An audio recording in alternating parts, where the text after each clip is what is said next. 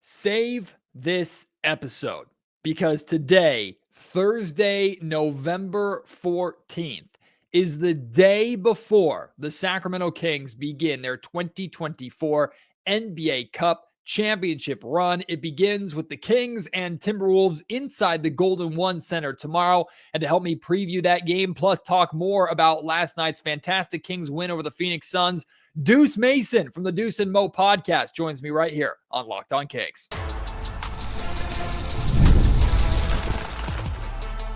You are Locked On Kings, your daily Sacramento Kings podcast, part of the Locked On Podcast Network, your team every day.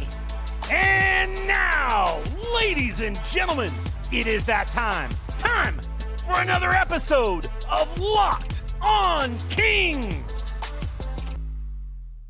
Hello and welcome into Locked On Kings, your podcast hub for Sacramento Kings coverage all season long. Today's episode is brought to you by Gametime. Download the Gametime app, create an account, and use code LOCKEDONNBA for $20 off your first purchase. My name is Matt George. I have the privilege of being your host here. I'm a Sacramento sports anchor and reporter for ABC 10 News, and they are technically my biggest competition here in Sacramento when it comes to Sacramento Kings podcast, the Deuce and Mo Podcast.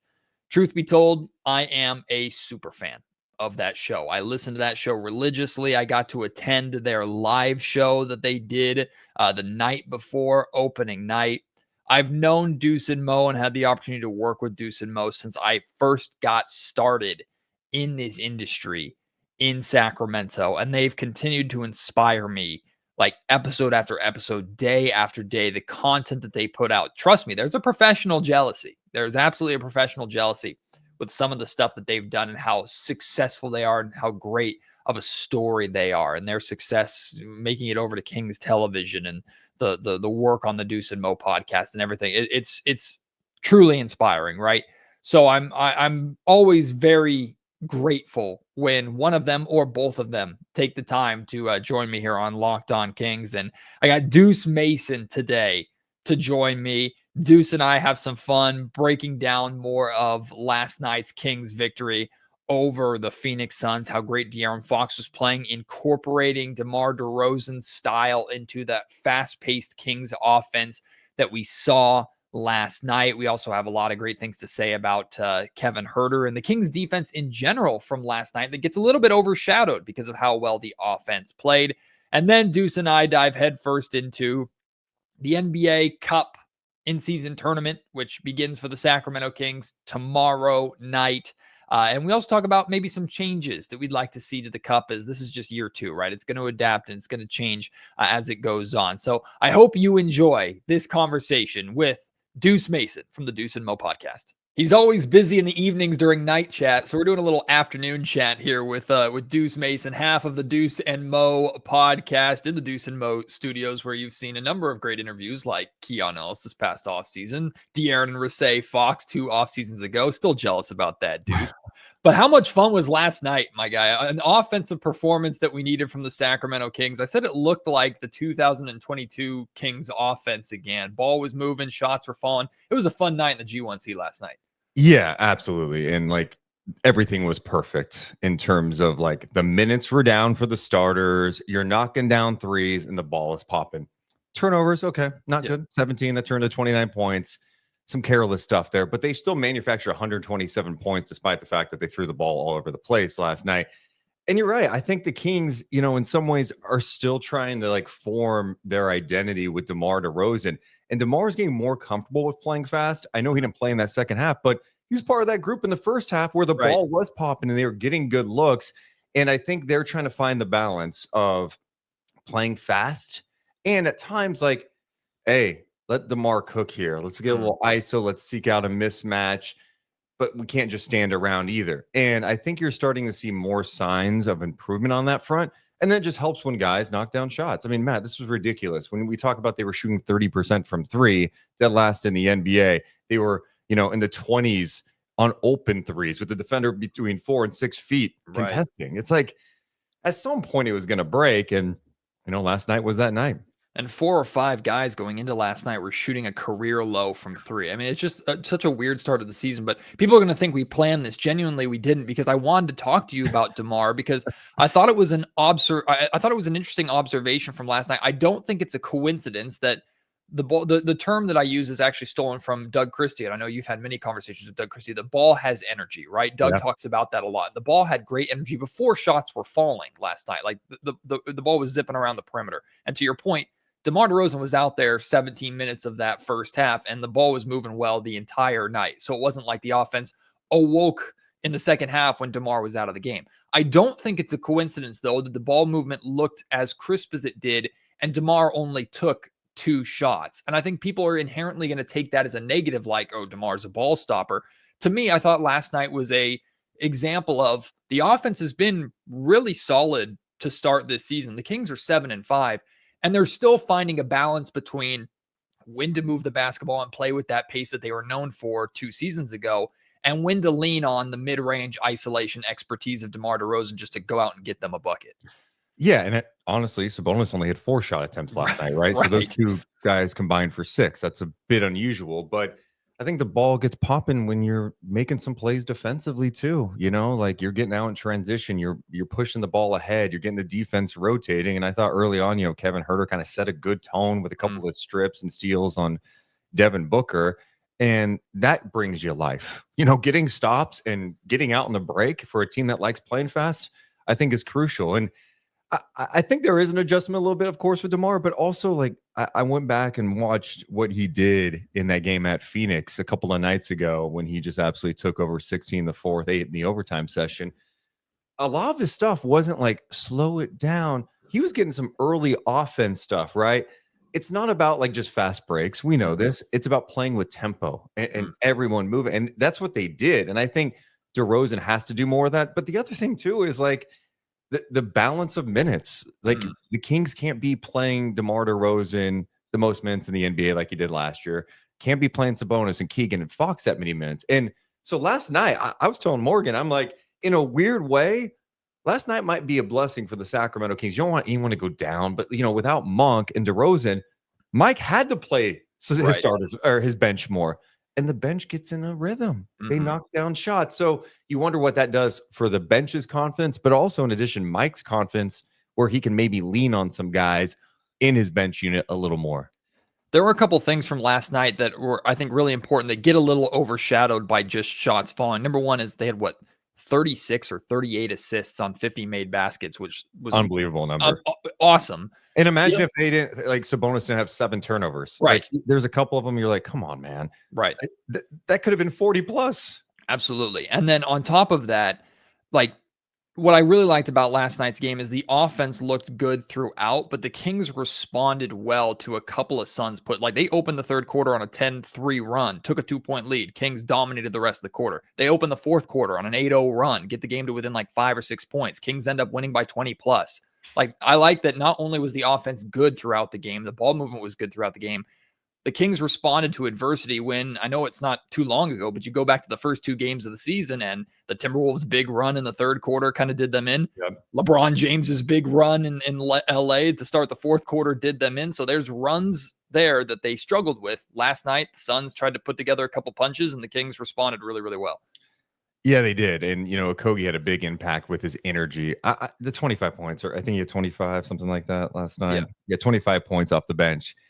I was cool. Like that. That's good. If he's leading the Suns in scoring, that's great news. I want Josh Okogie to try to beat me. I don't want Devin Booker beating me. But the thing that I think hurt them a lot last night, in addition to the turnovers, were just the offensive rebounds. And he had a major impact on that end. And that's just staying locked in, man. You know, Mike Brown's talked about this before, but a team like Phoenix who takes a lot of threes are going to be some long rebounds. You can't go crash the glass for long rebounds. They're going to bounce to the Suns. And I thought the Suns were in a better position. You got to go find your man, put a body on your man so they're not crashing. But you're right, Matt. They didn't fold. And it's a fragile situation too, I think, last night, because I think Kings fans have been a little, disappointed in some ways with like, hey, they haven't been playing well at home this year.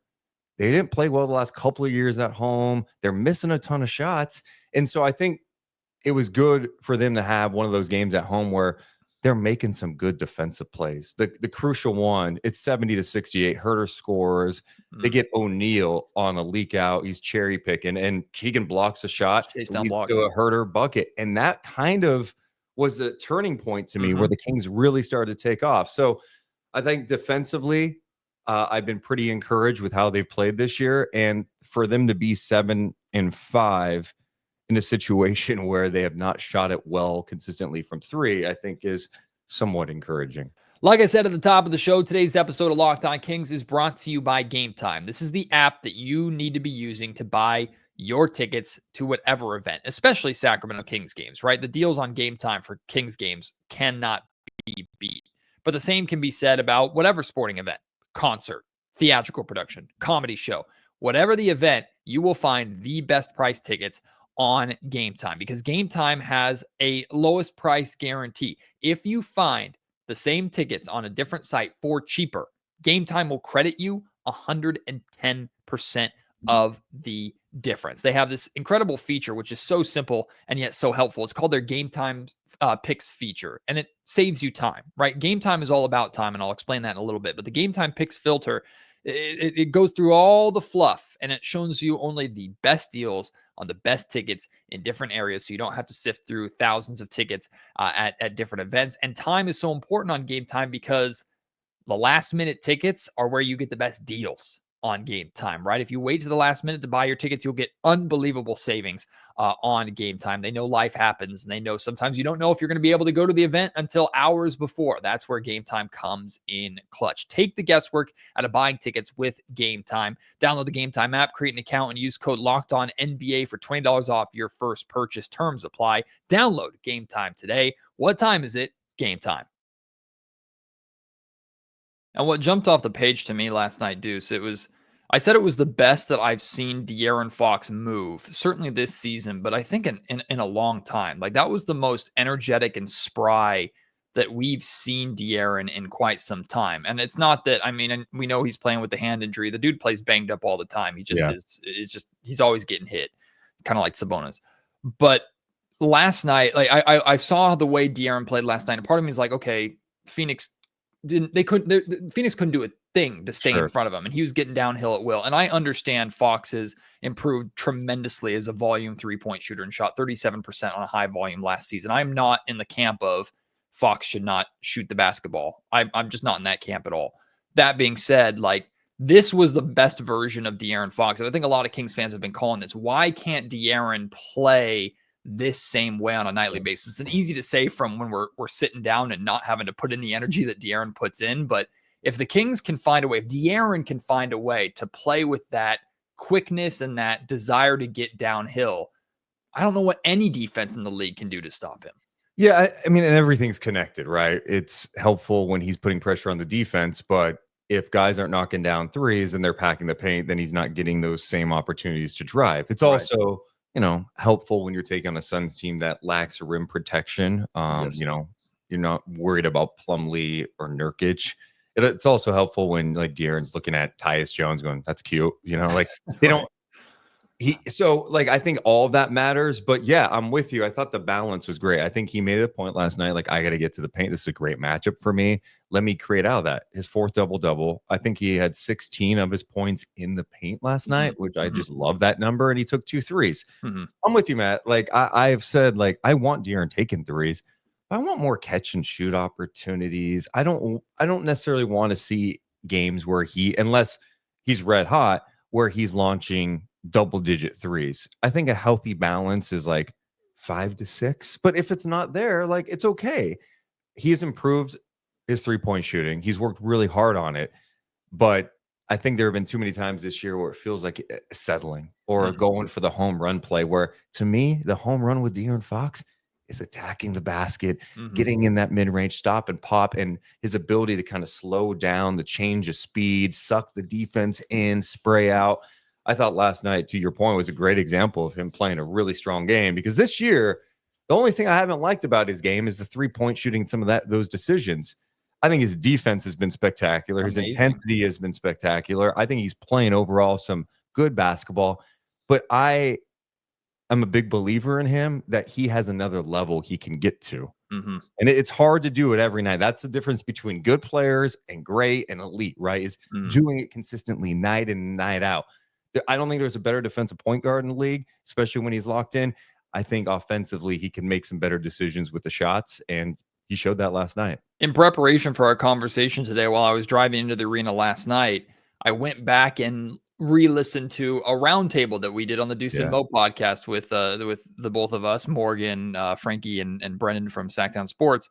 And there's a lot of that carried over really, really well. But there was a part of that conversation where, Deuce, we were talking about like key factors or players that we think can make the biggest difference. And both of us brought up Kevin Huerter. Mm-hmm. And the way Kevin has started this season, first off, I think he's completely taken away any conversation about who should be the starting two guard. Like, he shut that down quickly, which I think is only a great thing. Had his first 20-point game last night, but 3 straight games with 3 steals. I mean, he's getting a boatload of deflections. He's also rebounding the basketball, passing the basketball. I asked Mike Brown about it before pregame. He and Keegan Murray seem to be the 2 guys that are embracing this challenge from Mike and the coaching staff of do more than just score, do more than just shoot. You're more than just that. I think Kevin Huerter's start to this season has been tremendous, not just because of how much he struggled last year, but considering he didn't play basketball for 6+ months because of shoulder surgery, missed all of preseason. And then he comes out and he's shooting with confidence, of course, but he's making an impact in so many different ways. Yeah. Like, this is a version of Kevin Huerter that I don't know if we thought was possible, even going back to 2 seasons ago when he played phenomenal for the Kings in 2022. He looks stronger to me. He looks like he's in better shape too. I think last year was kind of a wake-up call for him in many ways. He comes into camp last year, right? After the Kings had the number 1 offense in league history. He was a starting shooting guard and that hit over 200 threes, 40% from 3. And Mike Brown's talking about like that spot being open. And like Chris Duarte starts a preseason game. I think it shook his confidence. I did. You know, he's one of those guys that if his confidence is shaken, you're like, is he going to be okay? And I think that was a mistake by Mike. I think Kevin struggled with that adjustment, and then he gets off to a slow start. Then like he's not playing. Then he's picking up fouls. Teams are hunting him. His confidence, I think, was extremely low. And then he gets hurt. You got a lot of time to think and reflect on what you could do and how you can change things. I don't think what Mike was asking from Kevin was wrong at the time, but I think you have to try your best to get the best version of him. And I think you're getting the best version of Kevin Huerter right now. The deflections, the steals, he's long. Like we talk about the Kings' size, like he's 6'7", he's got good length, and he's a smart defender. He may not be able to lock down any of the most athletic guys in the league, and teams are going to hunt him. But for Sacramento to be a solid defensive team, it's got to be team defense. And I think he's been playing a big role in that. He has embraced the challenge. I think he's done a really good job where, before you're like, this guy's a negative on that. And I don't think that's been the case this year. And then even last night, talk about Fox in the paint. Huerter was 7 of 9 in the paint last night. And yeah, he can knock down the 3, but he is showing you the other facets of his game. He's breaking dudes down off the dribble. Right. Nice passes. I think we have to be careful sometimes in sports where we look at what a player did if they have a down year and act like that's who they are. You can't let one bad season or down season define you. It does define some guys sometimes, but I don't think Huerter did that. I think he came in ready to go. And so I'm excited to see if he can keep building off this and also fight through maybe the challenges that could come throughout the season. And I think the way Kevin's playing, it's clear that he is listening and has been listening. And the biggest thing that jumps off the page to me is I think the reason why we're not looking at or focusing on teams targeting him as much is because he's not trying to make any kind of home run defensive play. He's doing what is asked of him, which is move your feet and just put your chest into a guy. And if they go through you, so be it, but make it at least difficult. And we're seeing guys, there's been a number of times this season where we've seen teams try and take Kevin off the dribble, and Kevin at least moves quick enough to cut off their path, and they kind of bump into Kevin's chest, and then they try for like a floater or look for a foul and end up missing the shot.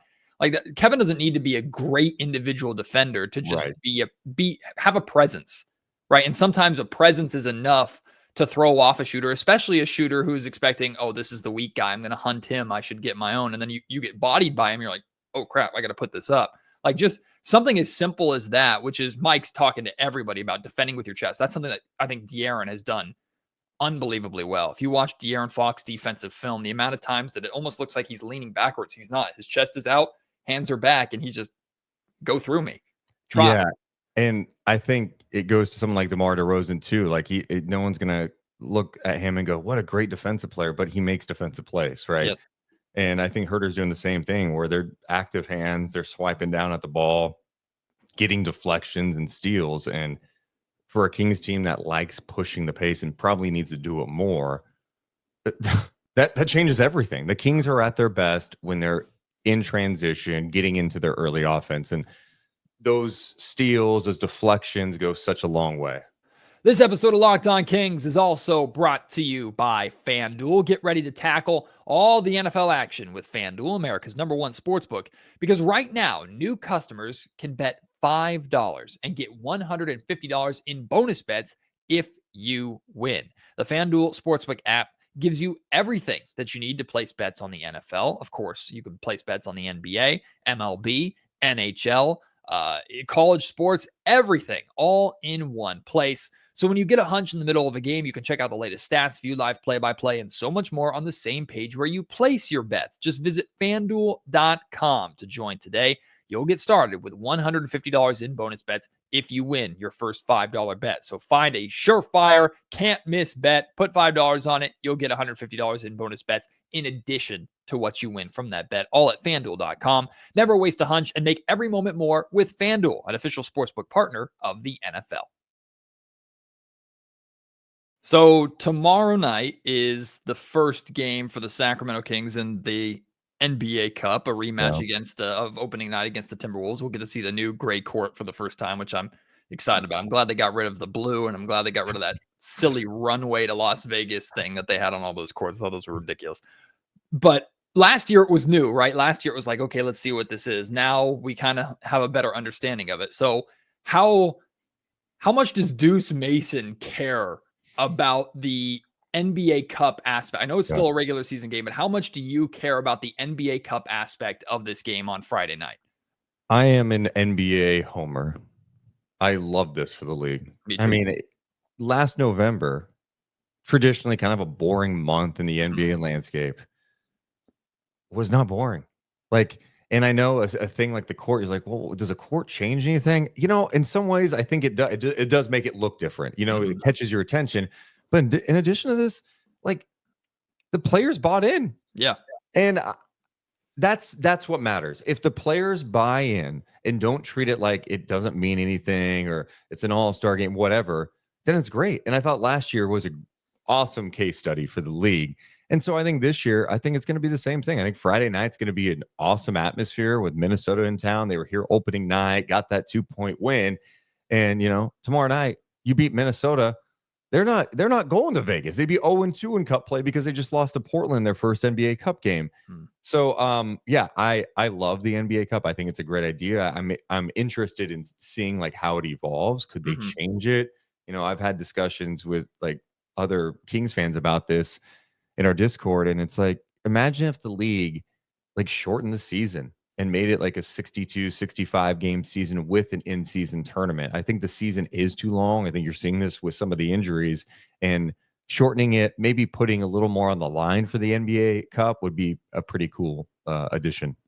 Would you be, since we already have the West versus East in the playoffs, would you be more open to intermingled groups? I know travel schedules are a thing, but I don't like the West versus East groups because if we get two West teams in the finals of the NBA Cup, so be it. I would or two East teams. I want one of the best EuroLeague teams in there because they like to do talking like they can hang. Like, no, that's what I want to expand into. You know, like it could be a bigger deal. But that's a cool thing. It's just getting started. You know, I think so many people look at a new thing and go like, well, I don't like this. They need to make this, and this happen. And it's like, it can. No one's saying it has to be like this forever. So I think it was an interesting idea for the league. And I think the league needs more meaning behind games. And I think this is a way to like create a little more, but the thing that they will probably never do because money is shorten the season. And I say this with baseball, I say with the NBA.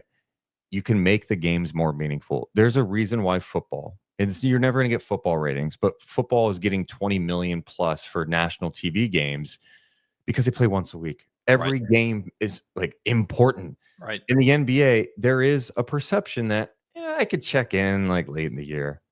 And I think they've done some cool things to tweak it with the play-in that's incentivized teams to kind of push to like get in the postseason. There's less tanking, I think, which is good. And the late season games are more meaningful, but I think they could tweak some things and cut the season. Well, one of the things they definitely could tweak, and I know this was an initiative like 2 or 3 seasons ago, and then it just, I guess, isn't anymore.